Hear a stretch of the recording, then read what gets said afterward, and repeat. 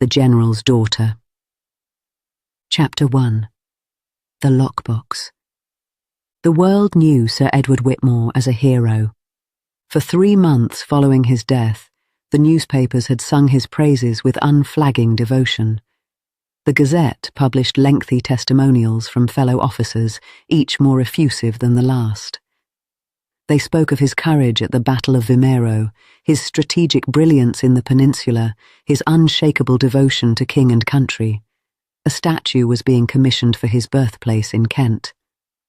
Letters of condolence arrived by the dozens, addressed to his only daughter, each one a variation on the same theme. The nation had lost a lion, and heaven had gained a warrior. Miss Clara Whitmore received each letter with the same quiet grace, penned the same careful replies, and retreated each time to the solitude of her father's study, where the legend began to crumble. She was 22 years old, and she was now alone in the world. Her mother had perished when Clara was but a child of 7, a wasting illness that had taken her slowly and without mercy. The General had never remarried, pouring all his affection into his daughter and his career in equal measure. Now both were gone, and Clara found herself the sole keeper of a memory she was beginning to doubt she truly knew. The house in Bath was a modest but respectable residence on a quiet crescent, chosen for its proximity to the healing waters the General had sought in his final years for his troubled constitution. It was too large for one person, too filled with echoes, and too expensive for a woman of limited means. The General's pension had died with him, and Clara lived on the dwindling kindness of distant cousins and the slow, painful sale of small luxuries. Her mother's spare jewellery, the silver salver that had never been used, the second carriage horses. But before she could sell anything else, she had to sort through his personal effects. The task had daunted her for weeks. His study remained exactly as he had left it. His favourite leather chair facing the fire, his reading glasses upon the desk, a half-finished letter to an old comrade still waiting for its conclusion. The room still smelled of him, of sealing wax and tobacco and the particular mustiness of old maps. It was a shrine, and she had been afraid to disturb it.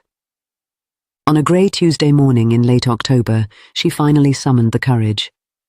Mrs. Hulton, her maid and companion since childhood, had offered to assist, but Clara had declined. This was something she needed to do alone. She began with the bookshelves, cataloguing the volumes for auction. Then the correspondence, bundling letters into neat packets. Then the desk itself, its mahogany surface gleaming with beeswax and years of careful polishing. The top drawers yielded nothing of consequence: spare quills, sealing wax, a broken pocket watch. The deeper drawers contained maps of the Spanish peninsula, carefully rolled and labelled in her father's precise hand. She recognized the names: Salamanca, Talavera, Vimeiro, places that had existed for her only as words in newspapers, but which had been the landscape of her father's soul. It was in the very bottom drawer, beneath a stack of commendations and official dispatches, that she found the lockbox. It was iron, heavy and black, with an intricate lock that seemed out of place among the ordinary contents of the desk. Clara lifted it out with trembling hands. She had never seen it before, yet something about it felt familiar, as though she had always known it existed without ever having laid eyes upon it. The key. She searched the drawer frantically, then the others, then the desktop itself. Nothing. She was about to give up when her fingers, running along the underside of the desk's central drawer, encountered a small recess. A secret compartment, the kind she had played with as a child when her father's back was turned. She pressed the catch, and a tiny drawer sprang open, containing a single iron key. Her heart hammered against her ribs. A secret lockbox, a hidden key. What had her father kept from her? The key turned with a satisfying click, and Clara lifted the lid. Inside, there was no gold, no jewels, no deeds to hidden estates, just paper. A thick sheaf of it, bound with a black ribbon, the kind one might use for mourning. On the top sheet, in her father's hasty, unmistakable scrawl, was a single word: confession. Clara's blood ran cold. She pulled the ribbon loose with fingers that had begun to shake. The handwriting changed as she read. The opening pages were calm, measured, the prose of a man accustomed to writing official reports. But as the narrative progressed, the script grew jagged, the lines uneven, the ink blotted in places as though a tear had fallen upon the page. He wrote of a single morning in Portugal years ago, a morning of fog and gunpowder and terror. The French had surprised them. It was supposed to have been a routine patrol, a reconnaissance mission behind enemy lines, but the intelligence had been faulty, and suddenly they were surrounded, outnumbered, outgunned. The battalion had scattered in confusion, and he, Edward Whitmore, then a major, had frozen. He wrote of the fear with a brutal honesty that made Clara's stomach turn. Not the controlled fear of a soldier doing his duty despite danger, but a paralyzing animal terror that robbed him of speech, of movement, of thought itself. He had hidden behind an outcrop of rocks, his sword undrawn, his men dying around him, while he pressed himself against the cold stone and prayed for it to end. And then he wrote of Lieutenant Marcus Ashford. The young lieutenant had been everywhere at once, rallying the men, forming them into a defensive line, buying time with every breath. When the standard-bearer fell, Ashford had seized the regimental colours and held them high, a beacon in the fog, a target for every French musket. He had led a charge, a desperate, suicidal charge, straight into the enemy's flank. It had broken the French advance. It had saved the remnants of the battalion. It had cost him his life. The official reports had credited Whitmore with the act. In the chaos of the aftermath, with the dead and dying strewn across the hillside, no one had thought to question the account of the surviving senior officer. Whitmore had watched Ashford fall, a bullet through the heart, and in that moment he had made a choice. He had said nothing. He had let the lie stand. The journal detailed the years that followed, the guilt that gnawed at him like a cancer. He had watched the Ashford family from afar, learning what he could. Marcus Ashford's widow, a fragile woman named Eleanor, had received the news with a stoicism that had soon crumbled into despair. She had died within the year, leaving behind a son of 10 years, a boy named Julian.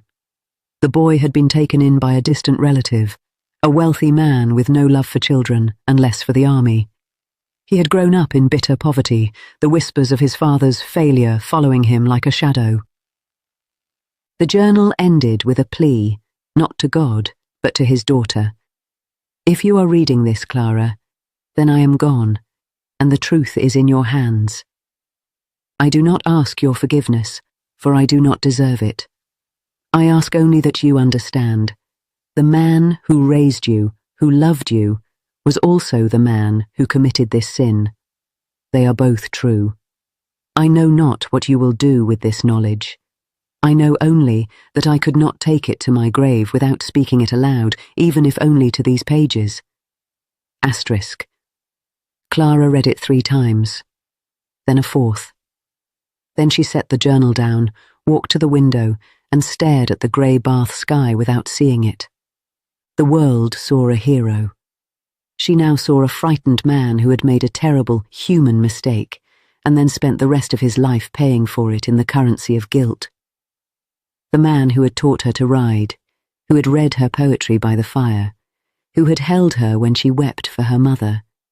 That man was also a man who had built his entire career on a lie that had cost another family everything. That family was now one of the most powerful in England. The boy, Julian Ashford, had not remained in poverty. The distant relative had died when Julian was 18, leaving him not only a substantial fortune, but an unexpected title. The Earldom of Stratton, inherited through a convoluted family connection that no one had anticipated. The boy who had grown up in near penury was now one of the wealthiest peers in the realm. Clara had heard his name whispered in the assembly rooms of Bath. He was described as cold, remote, impossibly handsome, and utterly uninterested in the frivolities of the ton. He rarely came to London, preferring his estates in Northumberland, and it was an open secret that his particular scorn was reserved for the military establishment, for the generals and colonels who gained glory while better men died in the trenches. He despised men like her father, without even knowing the full truth. He despised them for a lie her father had told.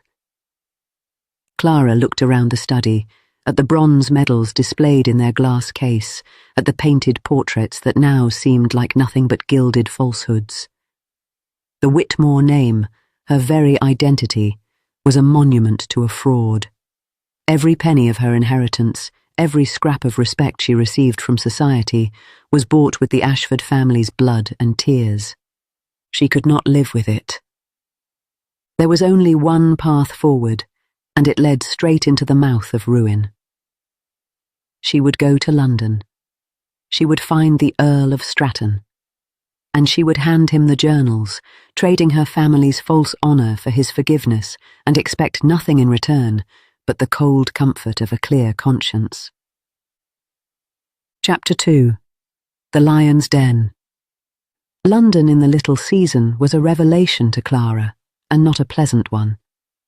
Bath had its share of noise and bustle, but it was nothing compared to the sheer, overwhelming chaos of the capital. The streets were rivers of mud and dung through which carriages splashed without mercy. The cries of vendors, the clatter of hooves, the endless press of humanity, it all assaulted senses accustomed to the genteel quiet of a provincial crescent. She had taken modest lodgings in a quiet street off Half Moon Street, a respectable enough address for a woman of reduced circumstances. Mrs. Hulton had accompanied her, as she always did, her wrinkled face set in lines of grim determination. The old woman was the only soul Clara trusted with her mission. She had been with the family since before Clara was born, had known the general as a young officer, had watched him age and soften and struggle with his demons. When Clara had shown her the journals, Mrs. Hulton had wept, but she had not been surprised. "I always knew there was something," she had said quietly. The way he spoke of Portugal, the way he couldn't abide the mention of certain battles. A man carries that kind of weight, Miss Clara. It shows, if you know where to look. The Earl of Stratton's townhouse was on Grosvenor Square, a magnificent edifice of Portland stone that seemed to stare down at the passing world with aristocratic disdain. Clara walked past it 3 times before she summoned the courage to approach, studying it from a distance like a general surveying enemy fortifications. It was 4 stories tall, with tall windows and a black door polished to a mirror shine. A footman in impeccable livery stood guard outside, as still as a statue. She wrote a note in her neatest hand, explaining that she was the daughter of the late General Whitmore and requesting a private audience on a matter of the utmost importance. She delivered it herself, handing it to the footman, who conveyed it to a silver-haired butler of such impeccable dignity that Clara felt instantly reduced to the status of a servant. The reply came the following morning, delivered by a liveried messenger. It was brief, written on heavy cream paper sealed with black wax, and devoid of any pleasantry whatsoever. Lord Stratton would grant her 10 minutes of his time on the following afternoon. No condolences for her loss were offered, no expression of curiosity about her business, just a time, a place, and the unmistakable implication that her presence was an inconvenience to be endured. Clara spent the intervening hours in a state of nervous agitation that Mrs. Hulton could do nothing to soothe. She tried on 3 different gowns before settling on her most sombre black, a high-necked affair of bombazine that spoke of quiet mourning rather than any attempt at fashion. She pinned her chestnut hair in a severe knot and placed her best bonnet upon her head. In her reticule, wrapped in linen to protect it from the elements, was her father's confession. The interior of Stratton House was exactly as she had imagined, magnificent, opulent, and utterly cold. The entrance hall was vast, its walls lined with paintings that drew her eye despite her nervousness. They were battle scenes, she realized with a jolt, but not the romanticized portraits of generals on horseback that decorated the homes of her father's contemporaries. These were brutal, unflinching depictions of war. Infantry squares bristling with bayonets, cavalry charges dissolving into chaos, the mud and blood of the peninsula rendered in stark, uncompromising detail. In the centre of the hall, on a marble plinth beneath a glass case, sat a tattered regimental flag. It was riddled with bullet holes, its colours faded to ghostly whispers of their former glory, its staff splintered and bound with brass. Clara stared at it for a long moment, and something cold settled in her stomach. This was his father's flag. This was what remained of Lieutenant Marcus Ashford. The butler led her to a library at the rear of the house. It was a room of leather and shadow, floor-to-ceiling bookshelves filled with volumes that looked as though they had been read, not merely collected. A fire crackled in the grate, but it did little to dispel the chill that seemed to permeate the very air. Standing by the fireplace, his back to her, was the Earl of Stratton. He turned, and Clara's breath caught in her throat. She had expected an older man, weathered by the same bitterness that had soured his view of the world. But Julian Ashford was perhaps 30, his posture so rigid and soldierly that she wondered if he had served despite his hatred of the military. He was tall and lean, with sharp, aristocratic features that might have been carved from marble. His eyes were the colour of a winter sky, pale blue, clear, and utterly devoid of warmth. His dark hair was cut short in the military fashion, and his cravat was tied in a stark, unadorned style that spoke of a man who valued function over fashion. He was handsome. The thought came unbidden, and Clara pushed it away with something like shame. "Miss Whitmore." His voice was a low baritone, flat and without inflection. "You have your 10 minutes. He did not invite her to sit. Clara's throat was dry, but she held his gaze. "My lord, I thank you for receiving me. I am aware that my name is not a welcome one in this house." "It is not." The bluntness was a physical blow, but she had expected it, prepared for it. "My father served under your father at Vimero. I am given to understand that the experience was not a pleasant one for him. Now, what is this matter of such utmost importance that it requires my personal attention?" The way he said "father" made it clear he was speaking of her father, not his own. He said it as though it were a curse. Clara reached into her reticule and withdrew the bound journals. "This." He stared at the package for a long moment, his expression flickering with something she could not read. Suspicion, perhaps, or confusion. "What is that?" "My father's private journals." Her voice was steady, though her heart hammered against her ribs. "They contain a confession of a lie that has defined both our lives." Slowly, he crossed the room and took the journals from her hand. His gloved fingers brushed against hers for the briefest moment, and she felt the contact like a spark.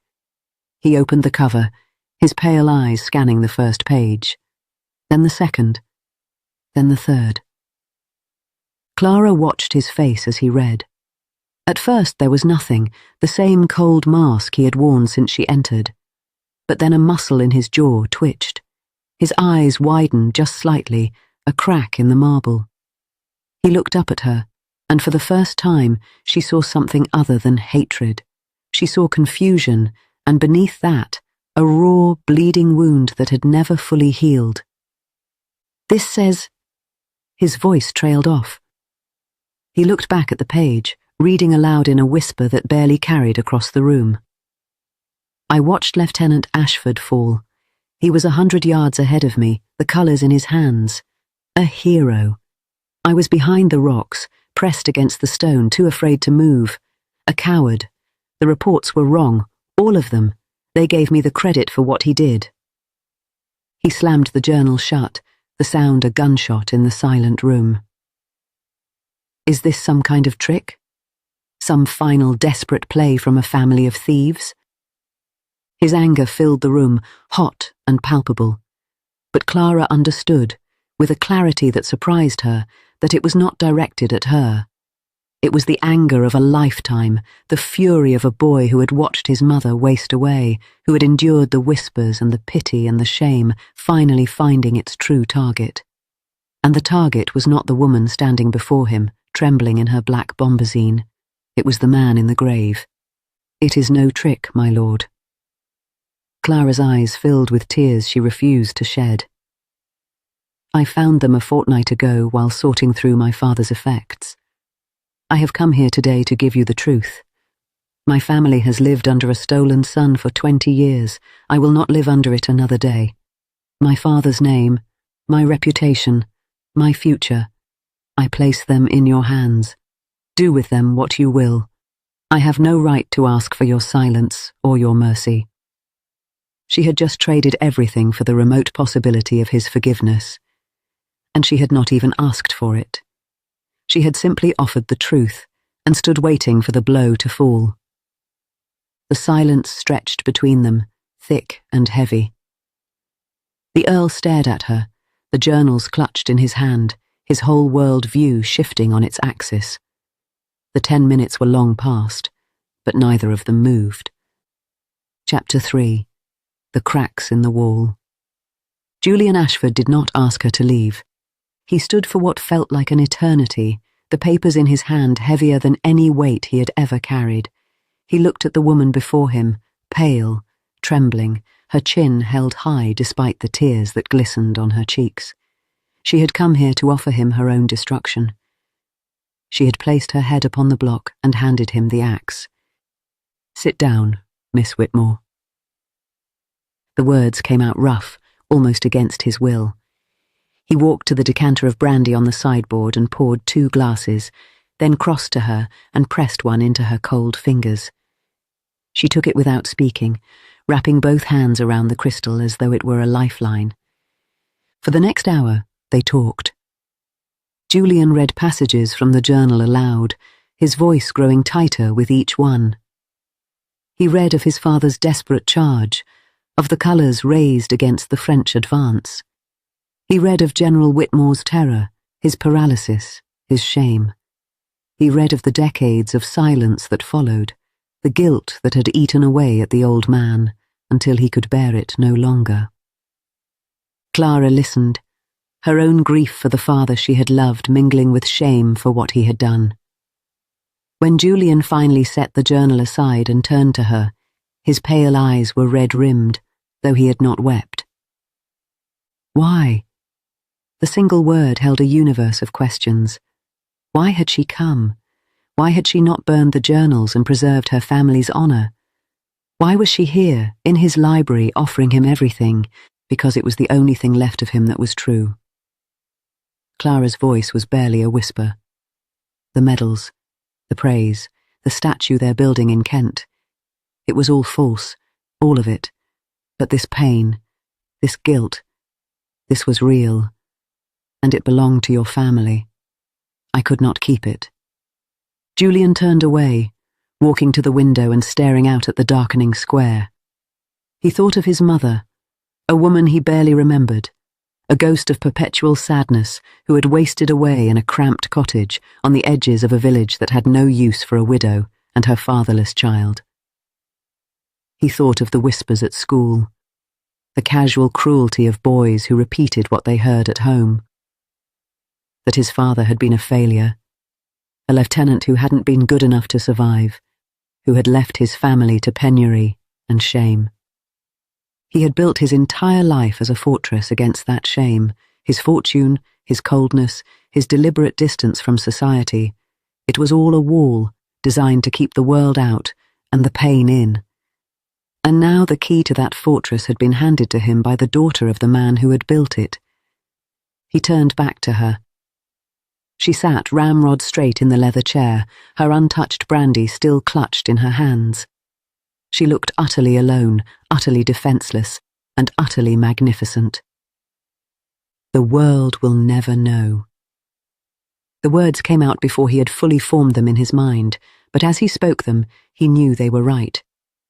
Your father's public reputation will remain intact. Clara looked up, stunned. My lord!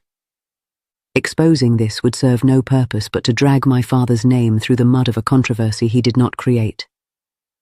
Julian's voice was gruff, almost angry, as though he were arguing with himself. He was a hero. That is the truth. The journals prove it. Your father's confession proves it. My father's heroism is known to me, and now to you. That is what matters. The world does not need to know the rest.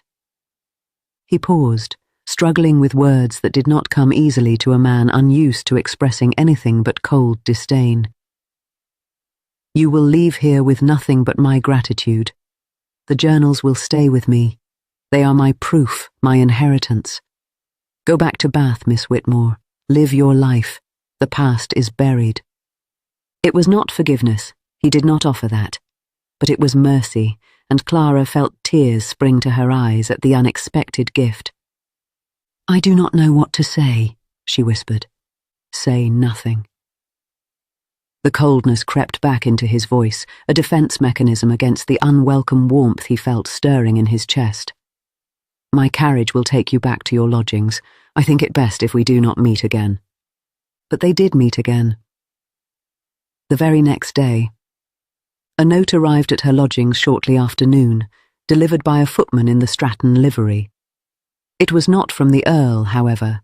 It was from his grandmother, the Dowager Countess of Stratton, and it requested, though the word was far too mild for the tone, that Miss Whitmore do her the honour of taking tea that very afternoon. Clara arrived at Stratton House with her nerves in tatters. The Dowager Countess received her in a small sitting room on the first floor, a feminine space of chintz and delicate furniture that seemed utterly at odds with the masculine austerity of the rest of the house. The Dowager herself was a tiny woman, bird-like and fragile, with sharp black eyes that missed nothing. She did not speak of the journals. Instead, she spoke of Bath, of the season, of Clara's childhood. She asked about the General with a gentleness that made Clara's throat tight, and then, over the second cup of tea, she spoke of her grandson. He is a hard man, Miss Whitmore. The Dowager set down her cup with a delicate click. He has had to be. Losing his father, then his mother, then being shuffled off to a relative who wanted nothing to do with him, it leaves marks. He built walls so high that he forgot how to let anyone in. She paused, her sharp eyes studying Clara's face. But I saw him last night, after you left. He sat in the library until dawn, staring at that flag. He was different, changed. Clara did not know what to say. She murmured something polite, something non-committal. The Dowager continued as though she had not spoken. He told me you were courageous. He said you were the bravest woman he had ever met. A small smile played at the corners of her mouth. My grandson does not give compliments, Miss Whitmore. He does not know how. For him to say such a thing. She let the sentence trail off, its meaning clear. Before Clara could respond, the door opened and Julian strode in. He stopped short at the sight of her, surprise flickering across his features before the mask descended. His grandmother smiled with serene innocence. Ah, Julian. I have invited Miss Whitmore to take tea with me. I thought it only right, after she came all this way to return some of your father's old papers. She emphasized the last words with delicate irony, making it clear she knew far more than she pretended. The tension in the room was palpable. Julian's eyes met Clara's, and for a long moment, neither of them looked away. The 10-minute audience was a thing of the past. A new chapter had begun, and neither of them knew where it would lead. Chapter 4. A future forged in truth. The weeks that followed were unlike anything Clara had ever experienced. She remained in London, ostensibly to settle the last of her father's affairs, though in truth those affairs could have been settled from Bath in a matter of days. She stayed because she could not bring herself to leave. She stayed because Grosvenor Square had become the centre of her world, and because the Earl of Stratton had become the centre of her thoughts. Their meetings were formal at first. He called upon her to ensure she was comfortable, his manner still stiff, but no longer actively hostile. He escorted her to the British Museum, where they spent an afternoon examining antiquities and not speaking of the past. He sent her books he thought she might enjoy, poetry mostly, and a volume of essays on natural philosophy that he had marked with his own annotations. Slowly, glacially, the walls began to crumble. He spoke of his father, not as a martyr or a symbol, but as a man he wished he had known. He told her of his lonely childhood, of the uncle who had raised him with duty but without affection, of the years he had spent convincing himself that he needed no one. Clara, in turn, spoke of her own life, of the tender, flawed man her father had been to her, the man who had taught her to ride, who had wept at her mother's grave, who had tucked her into bed each night with a story and a kiss. She did not defend his sin. She could not. But she painted a portrait of a man who was more than his worst moment, a man who had spent 20 years paying for a mistake he could never undo. Julian listened. And as he listened, something shifted inside him. For the first time, he saw General Whitmore not as a symbol of treachery, but as a human being, flawed, frightened, fallible. And in seeing the humanity of the father, he began to see the woman in the daughter, her strength, her honesty, her quiet grace. He found himself seeking her out, craving her company, counting the hours between their meetings. One afternoon in early December, they walked together in Hyde Park. The last of the autumn leaves crunched beneath their feet, and their breath misted in the cold air. The park was nearly empty, the fashionable world having retreated to the warmth of their townhouses. They walked in silence for a while, comfortable in each other's company, before Julian stopped and turned to face her. "I owe you an apology, Clara." It was the first time he had used her given name. It sounded like a prayer on his lips. She looked up at him, her heart suddenly pounding. "For what, my lord?" "For my hatred." The words came slowly, painfully, as though he were pulling them from somewhere deep inside himself. "It was a poison I drank, hoping it would hurt your family. It only hurt me. You came to me with the truth, and in doing so, you gave me back my father. Not a legend, not a symbol, but a man your father saw die a hero." Clara stopped walking. "And my father. Can you ever forgive him?" Julian turned to face her fully, his pale eyes warm with an emotion that made her breath catch. "I have spent the last month with his daughter," he said softly. "I have seen the honor he instilled in you, the courage, the integrity. A man who raised a woman willing to sacrifice everything for the truth. That man cannot have been a complete coward. He made a terrible mistake. A moment of weakness that he paid for every day for the rest of his life. But his legacy is not in that mistake. His legacy is standing before me." Tears spilled onto Clara's cheeks. "Julian." He took her hands in his grip warm and strong. "I love you, Clara. I think I began to love you the moment you stood in my library and offered me your own destruction. I love your bravery, your heart, your unwavering sense of what is right. I have nothing left to give you but a name that is my own, a fortune that is honestly come by, and a heart that is finally, after all these years, ready to feel." He knelt there, on the damp path of Hyde Park, heedless of the astonished glances of a passing rider. "Miss Clara Whitmore, would you do me the unimaginable honor of becoming my wife? Not to right the wrongs of our fathers, but for us, for the future we can build together." The world, which had seemed so grey and cold, burst into colour. Clara looked at the man who had been her enemy, her judge, her reluctant friend, and was now her dearest love. She saw the hope shining in his eyes, a hope earned through shared pain and brutal honesty and the slow, painstaking demolition of every wall between them. "Yes." The word came out as a whisper, then stronger, surer.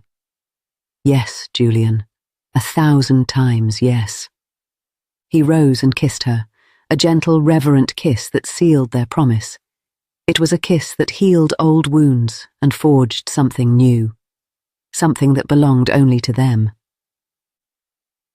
They were married in a quiet ceremony at St. George's, Hanover Square, with only the Dowager Countess and Mrs. Hulton as witnesses. The newspapers noted the union with mild curiosity, the daughter of a revered general and the reclusive Earl of Stratton, but found little to speculate about. It was, they concluded, a suitable match between two respectable families.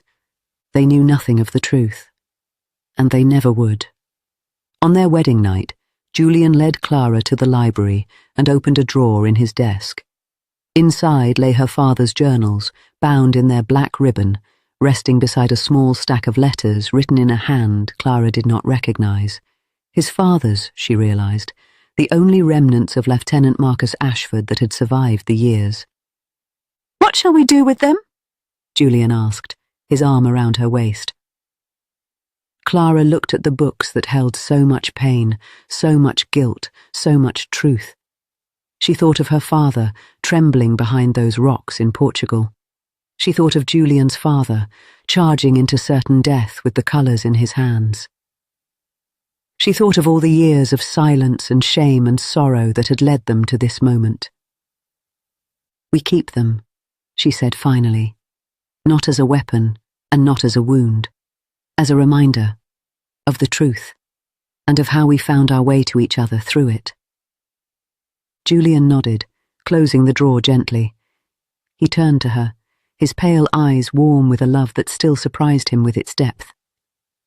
"Your father's legacy is not in those journals, Clara. It's in you, in the woman you are, in the courage that brought you to my door." He cupped her face in his hands. "And my father's legacy is not in a tattered flag or a soldier's death. It's in the peace we've made, the future we'll build." She smiled, and for the first time, the ghosts of the past seemed to fade, retreating to the shadows where they belonged. The daughter of a general and the son of a lieutenant, bound not by the sins of their fathers, but by a love forged in the fires of truth. Together, they walked into a future where the only glory they sought was the simple, profound glory of a life shared. A happy ending, honestly earned, and all the sweeter for the price that had been paid to achieve it. The end. Thank you, dear reader of the Regency Gazette, for joining us in another tale of love, intrigue, and whispered ballroom secrets. If today's romance delighted you, kindly bestow a like upon this video. It helps our Gazette reach more lovers of Regency storytelling. For weekly journeys into dukes, debutantes, scandals, and slow-burning devotion, please subscribe to the Gazette and tap